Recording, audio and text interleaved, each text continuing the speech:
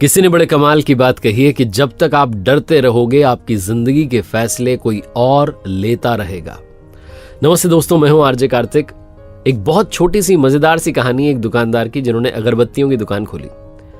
सुगंधित अगरबत्तियां लाकर के उन्होंने जमाई और बड़ी अच्छे से दुकान सजाई और बहुत अच्छा उनका व्यवहार था। कस्टमर्स के साथ बहुत अच्छे से बात करते थे। धीरे धीरे उस एरिया में उनकी दुकान जम गई। 1-2 महीने के अंदर बिक्री होने लगी, दुकान में पैसा आने लगा। बड़े खुश थे। दुकान के बाहर एक बड़ा सा बोर्ड इन्होंने लगवाया हुआ था, उस पर लिखवाया था बड़े बड़े अक्षरों में, हमारे यहाँ सुगंधित अगरबत्तियां मिलती हैं। कुछ समय के बाद में एक सज्जन इनकी दुकान पर आया और कहने लगे कि साहब आपके बोर्ड में गड़बड़ी लग रही है मुझे। तो भोला भाला दुकानदार था, उन्होंने पूछा भाई क्या हो गया, आपको क्या गड़बड़ लगी? मैंने तो सही लिखवाया। तो उन सज्जन ने कहा कि आपने लिखवाया हमारे यहाँ सुगंधित अगरबत्तियां मिलती हैं।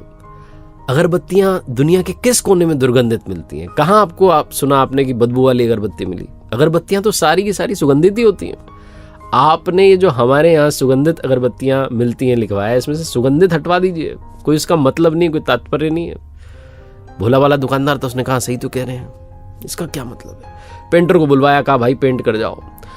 तो सुगंधित शब्द जो था उस पर पेंट हो गया। अब वहां लिखा हुआ था हमारे यहाँ अगरबत्तियां मिलती हैं। कुछ समय के बाद में एक और सज्जन आया, उन्होंने अपना ज्ञान दिया, राय दी। उन्होंने कहा साहब आपने लिखवाया हमारे यहाँ अगरबत्तियां मिलती हैं। हमारे यहाँ का क्या मतलब है? आप ही के तो यहाँ मिलेंगी, आप ही की तो दुकान है, और कहाँ मिलेगी? ये 2 अक्षर 2 शब्द मुझे जम नहीं रहे, दोनों शब्द हटवा दीजिए आप। तो बुलवाया पेंटर को, भोले भाले दुकानदार ने हमारे यहाँ भी हटवा दिया। वो 2 शब्द भी गायब हो गए। 15-20 दिन बीते होंगे, एक और आए सज्जन, उन्होंने अपना ज्ञान दिया कि साहब आपके बोर्ड पर लिखा हुआ है अगरबत्तियां मिलती हैं। मिलती हैं का क्या मतलब है? मिलेंगी सही, जब दुकान खोल के बैठे हो तो मिलेंगी ना, कि नहीं मिलेंगी? भोले वाले दुकानदार ने सोचा ये भी बात तो सही कह रहे हैं। अब उस बोर्ड पर लिखा हुआ था बड़े बड़े अक्षरों में अगरबत्तियां, बाकी सब गायब हो गया। हमारे यहाँ मिलती हैं सुगंधित, सब गायब हो गया। 1-2 महीने बीते होंगे, एक सज्जन आया, उन्होंने कहा साहब आपने अगरबत्तियां लिखवाया हुआ इतना बड़ा बड़ा, दुकान अगरबत्ती की तो अगरबत्ती मिलेगी, मोमबत्ती तो मिलेगी नहीं, इसका मतलब क्या है? तो बुलाया पेंटर को, उसको भी पतवा दिया, गायब कर दिया। खाली बोर्ड लगा हुआ था।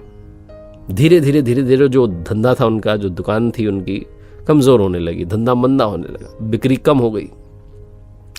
कुछ समय बाद इनका एक बहुत पुराना दोस्त था, वो आया दुकान पर, तो बातचीत चलने लगी। तो बताया इन्होंने कि धंधा जो है बड़ा मंदा होता जा रहा है और ये वो क्या करूं मुझे समझ में नहीं आता। तो दोस्त गया बाहर एरिया देखने के लिए और उसने बाहर से दुकान को देखा और वो वापस आया दौड़ के, कहने लगा तुम पागल हो गए हो, मूर्ख हो, पता नहीं क्या कर रहे हो?